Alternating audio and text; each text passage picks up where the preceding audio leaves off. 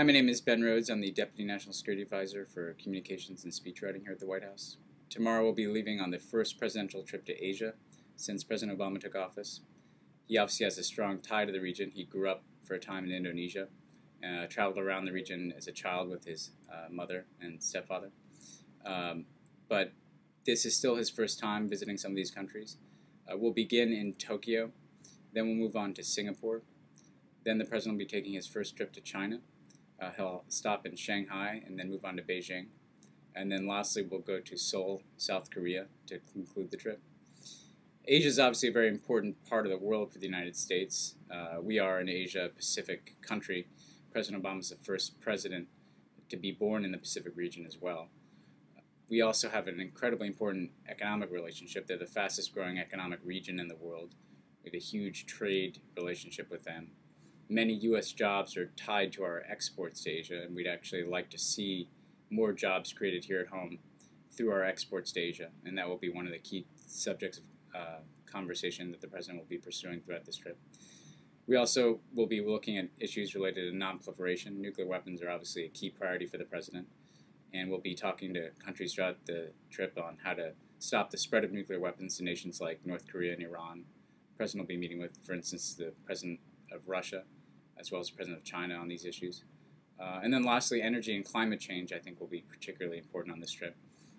We have strong energy partnerships with some of these countries and are looking to strengthen them, both in terms of our development of clean energy technologies, but also preparing for the summit on climate change in Copenhagen, which is just around the corner.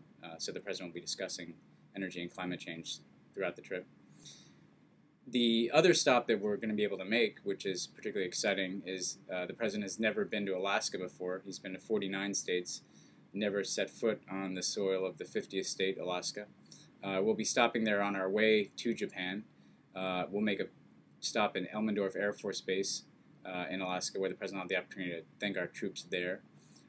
He'll also have an opportunity to meet with troops on the back end in Seoul. U.S. obviously has a large military presence in that country as well.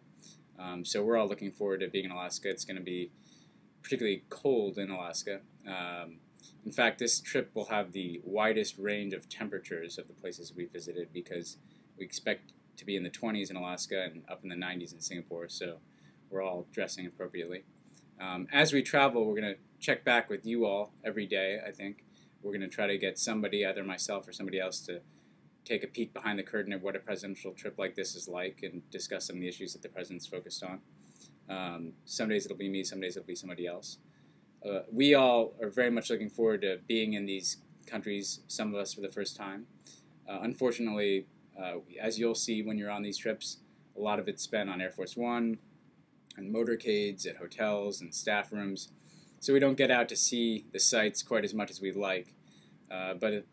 Of course, it's still a very exciting chance to visit a number of very different and interesting places.